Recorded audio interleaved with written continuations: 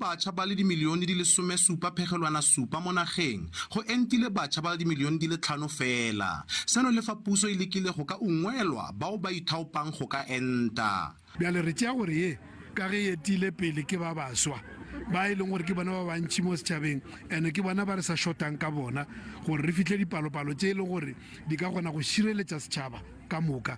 Re na le tshepo ya gore ka mo e leng gore bjale ka ge le bone mo go etile pele bona dingaka tša ba baswa le ba bangwe ba dipapadi ba botaki baopedi re tshepa gore ba tla joina le bona ba phatlalatše molaetša o go ba baswa. Tona Boitekanelo o ile a gatelela la gore puso e samagane le go ka fedisa melawana e ka ga taolo ya metsamao ya batho. Phaahla o ne a na le motlatsa tona wa lefapha la thuto e kgolwane yo netefaditseng fa diyunibesithi di na le tokelo ya go ka ganetsa baithuti bao ba sa tlhabelwang COVID go tsena.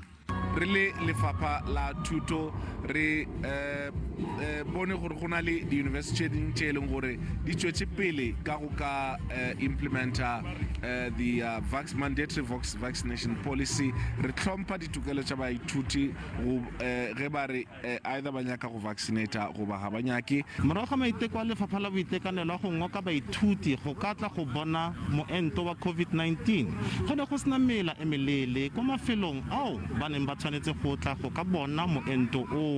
Our parents were vaccinated, our grandparents were vaccinated, and they died within you know a couple of days or weeks of vaccination. So also I think that also scared us. Tona Phaahla a re le fa lefapha la boitekanelo le itemogetse dikgwetlho tsa go ka ngoka batjha go ka tlhabela mogare wa COVID-19 a re o na le tshepo ya gore lenaane le lešwa le tla kgona. Offense Stimo, SABC News, Pretoria.